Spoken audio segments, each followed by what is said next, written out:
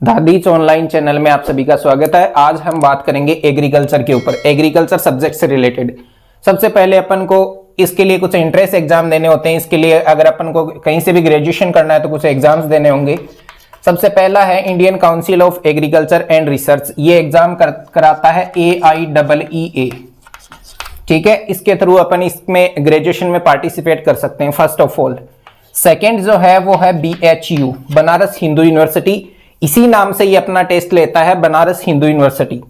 तीसरा जो है अपने पास वो है CETS।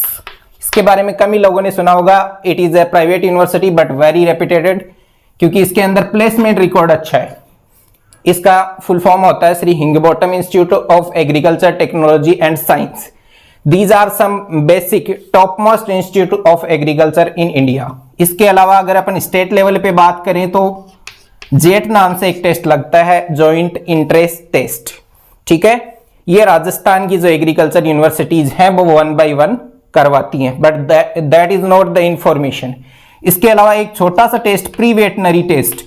अगर आप लोगों को पशुधन सहायक बनना है या वेटनरी से रिलेटेड कोई कोर्स करना है तो आपको PVT का एग्जाम देना पड़ेगा। बट ये तो सिर्फ जनरल इंफॉर्मेशन है, और ज्यादा इंफॉर्मेशन चाहिए तो आप हमें कमेंट करके कुछ पूछ सकते हैं, उसका आंसर आपको जरूर मिलेगा। देखिए, अब सबसे पहले अपन बात करते हैं एग्रीकल्चर के बारे में कि एग्रीकल्चर क्या है। तो सबसे पहले अपन इनमें से किसी भी टेस्ट में चले जाएं, एक लैंग्वेज से रिलेटेड क्वेश्चन जरूर पूछा जाता है। तो सबसे पहले एग्रीकल्चर जो सब्जेक्ट है वो किस लैंग्वेज का है? तो देखिए, रीजनल लैंग्वेज है, बट एग्रीकल्चर वर्ड की बात की जाए, अगर टर्म की बात की जाए, शब्द की बात की जाए, तो वो है लैटिन वर्ड। कैसा है? लैटिन वर्ड है। अब सर हम इसको आइडेंटिफाई कैसे करें, इसको हम पहचाने कैसे कि ये लैटिन है या ग्रीक है? देखिए, उसके पीछे एक लॉजिक होता है, बहुत ही सिंपल लॉजिक है। दो वर्ड अपन लेते हैं, अगर किसी वर्ड के पीछे नोमी लगा हो तो वो वर्ड ग्रीक लैंग्वेज का है। अगर किसी वर्ड के पीछे कल्चर लगा हो तो वो वर्ड लैटिन लैंग्वेज का है। ये अपन को इनमें से आइडेंटिफाई करना है। तो देखिए, एग्रीकल्चर जो वर्ड है ये बेसिकली वैसे तो दो वर्ड से मिलकर बना हुआ है। फर्स्ट का नाम है एगर, या कुछ बुक्स में एग्री भी लिखा हुआ मिलता है, बट ये कंसेप्शन आपको नहीं होना चाहिए, एगर ही होता है, एगर। Second word is कल्चरा।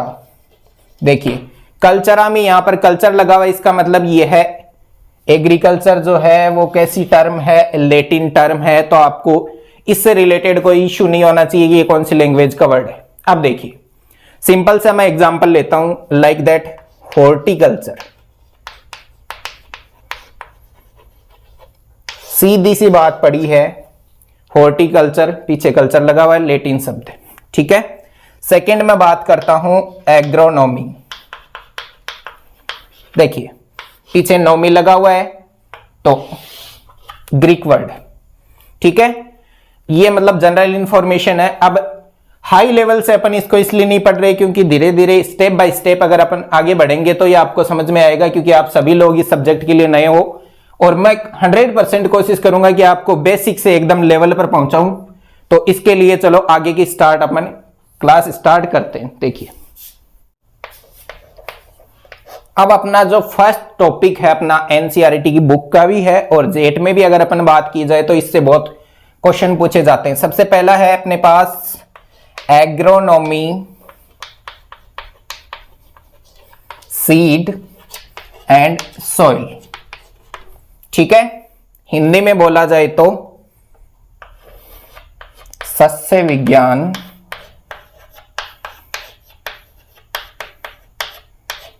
बीज एवं मृदा। मिट्टी के टर्म में सॉइल वर्ड यूज किया जाता है, ठीक है। अब देखिए, सबसे पहले अपन बात करते हैं एग्रोनॉमी की।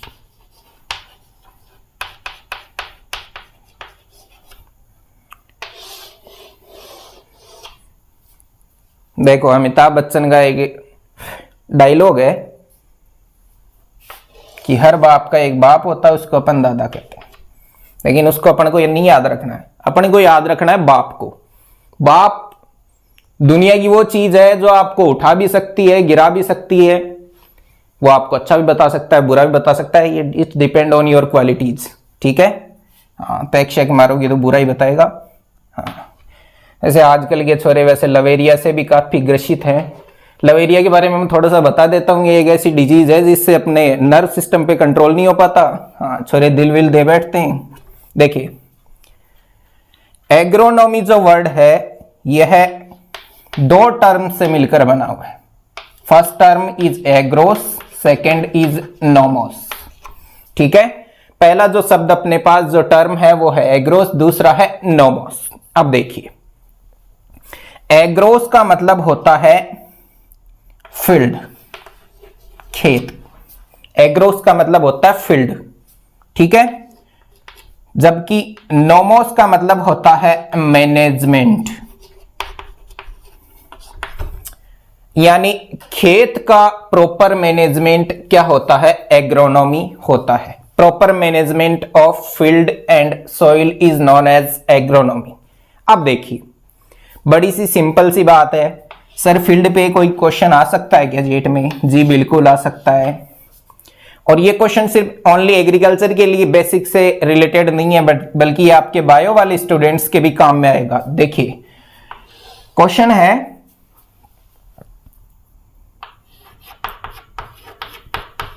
सबसे बड़ा पारिस्थितिकी तंत्र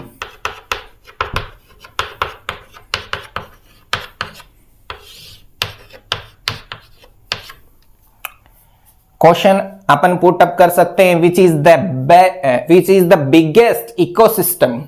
तो देखिए, बिगेस्ट इकोसिस्टम जो है वो फील्ड होता है। बिगेस्ट इकोसिस्टम, सर बिगेस्ट तो फील्ड होता है, बट स्मॉलेस्ट कौन होता है? तो ध्यान रखना है, स्मॉलेस्ट इकोसिस्टम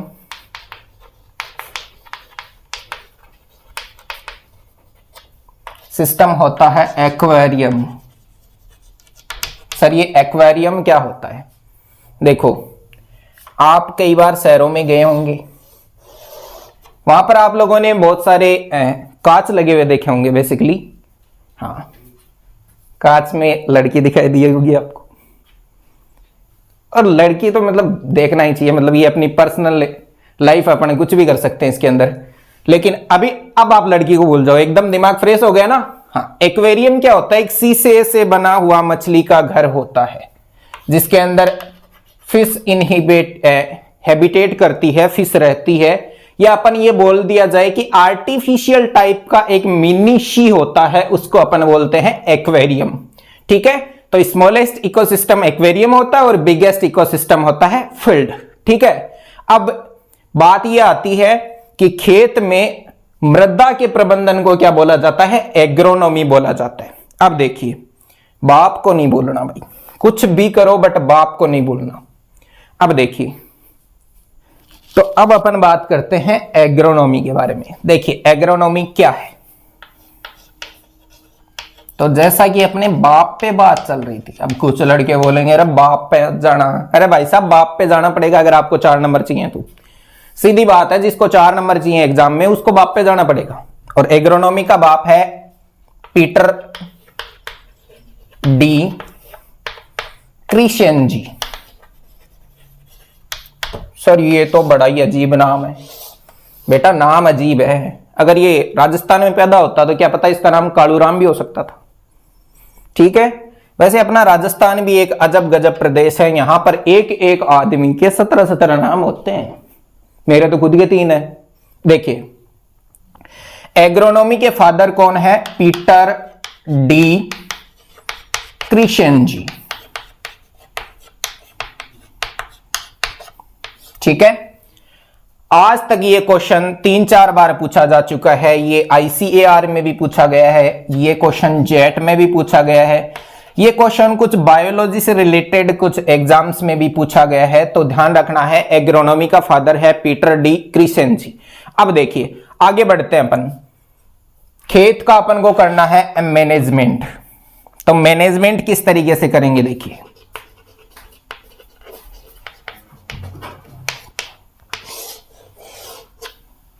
सबसे पहले मैं जीव विज्ञान के जो मेरे साथी लेक्चरर है उनसे माफी मांगना चाहता हूं, क्योंकि देखो जब तक किसान नहीं होगा देश आगे नहीं बढ़ पाएगा। हालांकि अगर आप लोग ये पूछोगे कि एक एग्रीकल्चरिस्ट बेस्ड होता है, एक डॉक्टर बेस्ड होता है या एक इंजीनियर बेस्ड होता है, तो इस पे मैं कुछ भी नहीं बोलूंगा, क्योंकि सभी अपनी अपनी फील्ड में अच्छे हैं। बट फिर भी मैं फार्मर को एक मतलब सैनिक की संज्ञा देता हूं कि उनकी वजह से अपना देश चल पा रहा है, अपन भूखे नहीं सो रहे।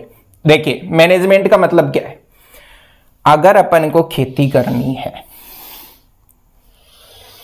सिंपल भाषा में समझते हैं, अगर अपन को एग्रीकल्चर परफॉर्म करना है, खेती करनी है, किसी भी चीज की कल्टीवेशन करनी है, तो उसके लिए सबसे पहले अपन को जरूरी होता है मैनेजमेंट। सर ये मैनेजमेंट कैसे करते हैं? मैनेजमेंट देखिए ऐसे करते हैं, अभी 2 मिनट में आपको चुटकियों में मैनेजमेंट सिखा सकता हूं। देखिए क्या होता है मैनेजमेंट का मतलब, एक तरीके से देखो राजस्थानी भाषा में आपा क्या बोलिया करा, लुगाई मालकाई रखे, वह मालकाई के है, मैनेजमेंट है, ठीक है। वही सिस्टम इधर आपको करना है, आपको सिर्फ खेत को मैनेज करना है। सबसे पहले सॉइल को आइडेंटिफाई करना है। किस तरीके से? देखिए मेरे पास है 2 टाइप ऑफ सॉइल। पहला है एल्यूवियल, हिंदी में बोला जाता है रेतीली मृदाएं।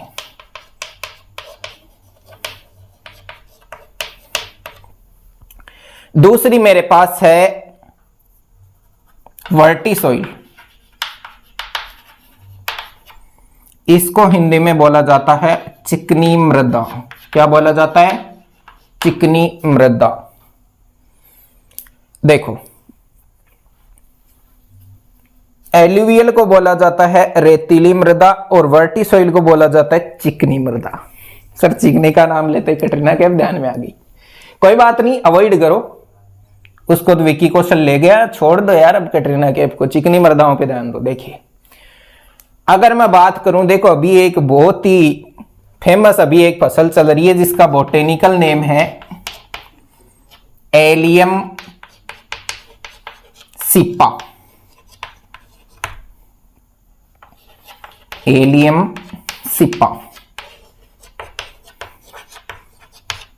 बोला जाए तो प्याज। अब देखिए आपने एक बात सुनी होगी कि राजस्थान के झुंझुनू डिस्ट्रिक्ट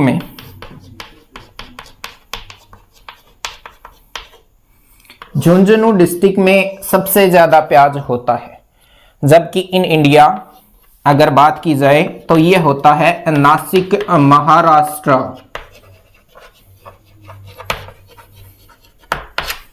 नासिक महाराष्ट्र के अंदर क्या होता है, सबसे ज्यादा प्याज का प्रोडक्शन होता है। अब देखिए अगर चिकनी मृदा है तो प्याज हो जाएगा, कैसे सर ये हमें ध्यान नहीं रहता भाई। देखो प्याज का कलर होता है सफेद, सफेद को मैं मान लेता हूं गोरा, और गोरा की घरवाली गोरी, गोरी तो याद रह जाता है। देखो गोरी तो नाम ही फीलिंग वाला है, गोरी को याद करते ही मतलब मन प्रफुल्लित हो जाता है, एक नई दिशाओं के अंदर अपनी तरंगे जाने लगती हैं। हालांकि अच्छी बात नहीं है पढ़ाई के बीच ये छोरियों भूल जाओ भाई। देखो कंसंट्रेट करो, सफेद प्याज सफेद है, सफेद का मतलब चिकना, तो सीधी बात ध्यान में रखनी है, प्याज चिकनी मृदाओं में अच्छा होगा, ठीक है, वर्टी सॉइल में अच्छा नहीं होगा। ये इसके एसेंशियल जो न्यूट्रिएंट्स होते हैं उनको सूट नहीं करता है, ठीक है। तो सबसे पहले अपने पास सॉइल सिलेक्शन जरूरी है। इसी तरीके से मान लो अगर अपन को तारामीरा बोना है, तारामीरा most famous crop of Rajasthan, Rajasthan की सबसे प्रसिद्ध फसल जो मोस्टली राजस्थान में ही होती है। इस फसल को देखिए, इस क्वेश्चन को जीके के तौर पे भी याद रखना है, इस फसल को बोला जाता है रॉकेट क्रैश। क्या बोला जाता है? रॉकेट क्रैश बोला जाता है। रॉकेट क्रैश किस फसल को बोला जाता है? तारामीरा को। अब देखो जी, देखिए तारामीरा, रॉकेट क्रैश की बात मैं क्यों कर रहा हूं, रॉकेट क्रैश तो हो ही जाता है, अरे वो वाला रॉकेट क्रैश नहीं है, इसका नाम ओनली रॉकेट क्रैश है, इसको रॉकेट क्रैश की संज्ञा दी जाती है। अब देखिए बात क्या है, ये है अपना प्यारा सा अच्छा सा राजस्थान। राजस्थान के कुछ एरियाज हैं एरिड एरियाज। क्या है? Arid areas. बोला जाए तो शुष्क प्रदेश या सूखे प्रदेश। शुष्क प्रदेश। शुष्क प्रदेश का मतलब क्या है? यहां पर वाटर पोटेंशियलिटी कम है, यानी वाटर शॉर्टेज है, पानी की उपलब्धता कम है। तो पानी की उपलब्धता कम है, इसका मतलब ये तो नहीं है कि भाई यहां की जनता भूखी मरे। तो मैं इनको एक सजेशन देना चाहता हूं कि आप तारामीरा उगाओ। तारामीरा की almost market value as like as सरसों के समान रहती है। सेकेंड बात, दूसरी बात, it is not grazed by animals.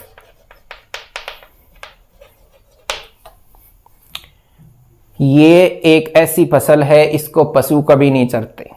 आपको कोई भी फेंसिंग की जरूरत नहीं है, कोई बाड़बंदी की जरूरत नहीं है अगर आप लोगों को तारामीरा की फसल बोनी है, रॉकेट क्रैश बोना है तो।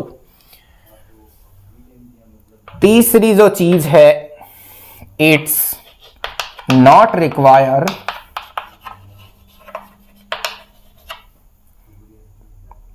इरिगेशन।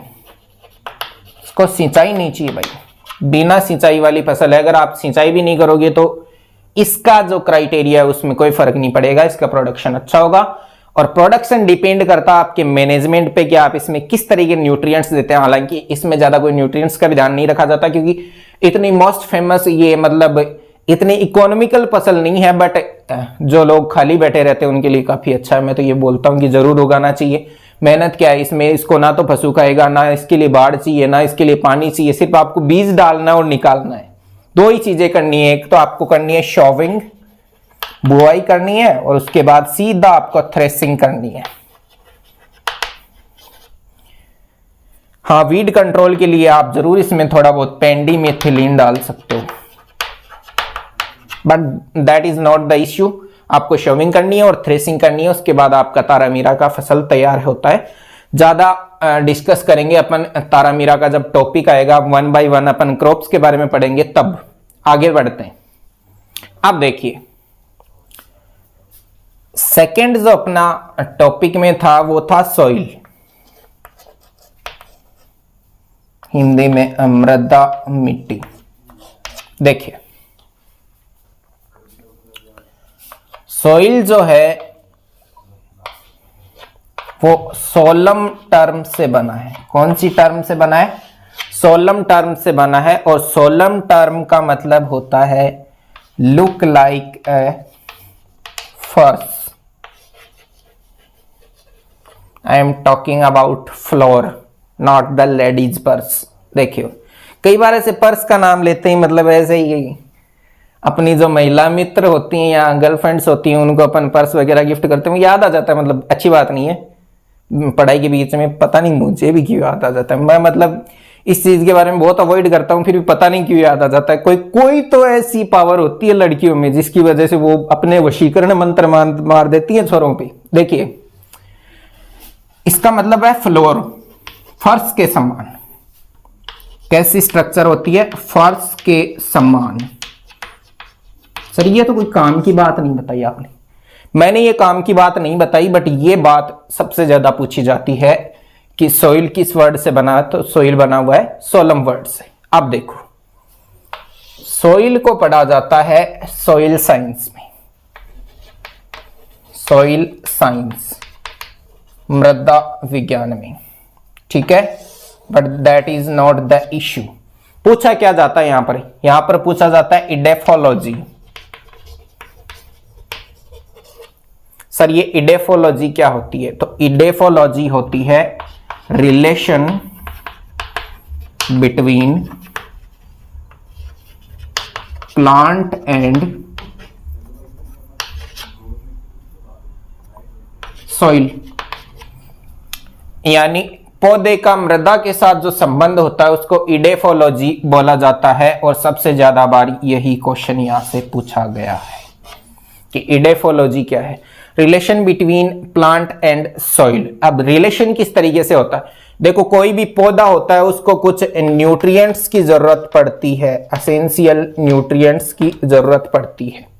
देखिए पौधा मेनली 3 टाइप के न्यूट्रिएंट्स लेता है, NPK, nitrogen, phosphorus and potassium. देखिए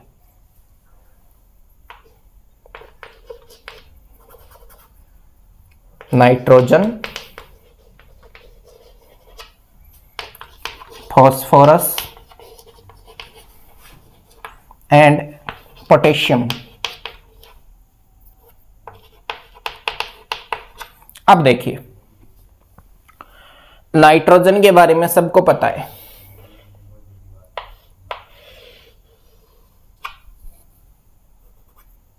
नाइट्रोजन तो बहुत जरूरी है। अपन अमोनियम नाइट्रेट का प्रयोग करते हैं जिसको आप लोग यूरिया बोलते हो। यूरिया का फॉर्मूला होता है ammonium nitrate, most famous fertiliser. बहुत ही चर्चा का विषय रहता है कि राजस्थान में इस बार नहीं मिल रही यूरिया।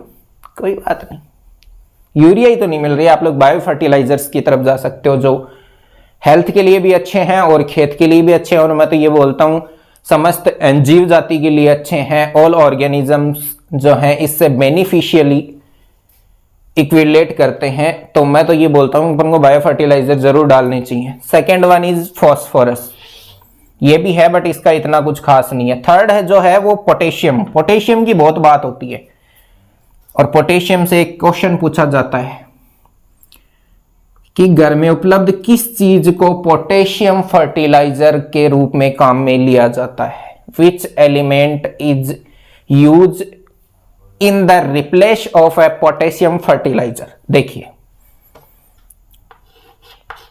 घर में चूल्हे की जो राख होती है उसको पोटेशियम या पोटास उर्वरक के रूप में काम में लिया जाता है।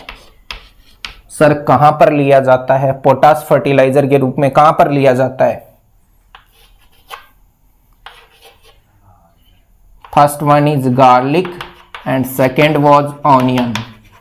ठीक है, गार्लिक और ऑनियन इन 2 फसलों के अंदर राख को पोटास उर्वरक की तरह कार्य काम में लिया जाता है। अब देखिए इससे भी एक बहुत ही अच्छा क्वेश्चन आता है, गार्लिक एंड ऑनियन इन दोनों के अंदर राख को एज ए पोटेशियम फर्टिलाइजर काम में लिया जाता है। किसको लिया जाता है?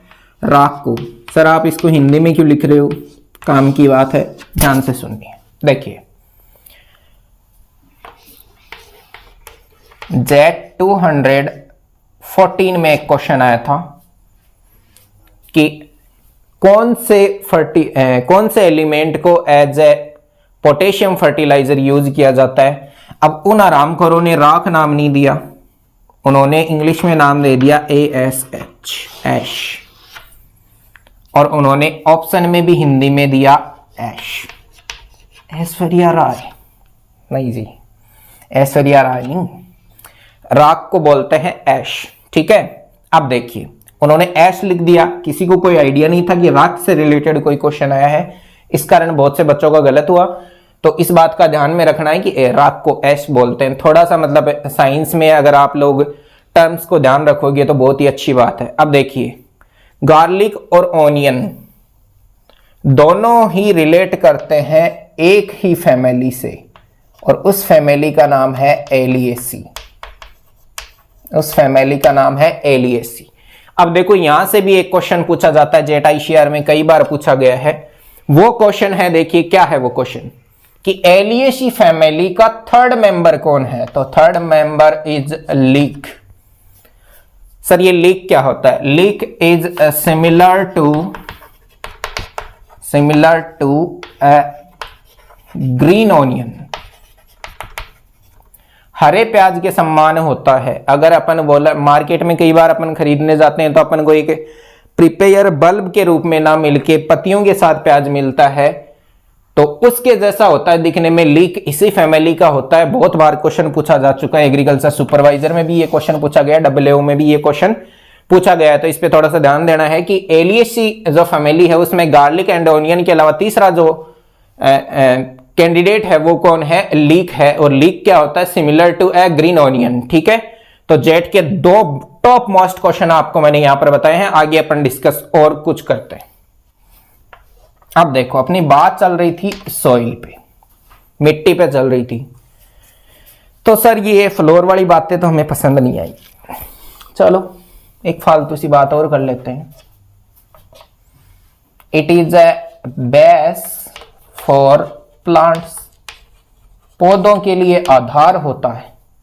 तो पौधों के लिए आधार तो होता है, बात सही है, बट ये भी कोई ऐसे जमने वाली डेफिनेशन नहीं है। देखिए क्या है, soil is a 3D structure, soil is a 3D structure which contains all nutrients for a plant survival।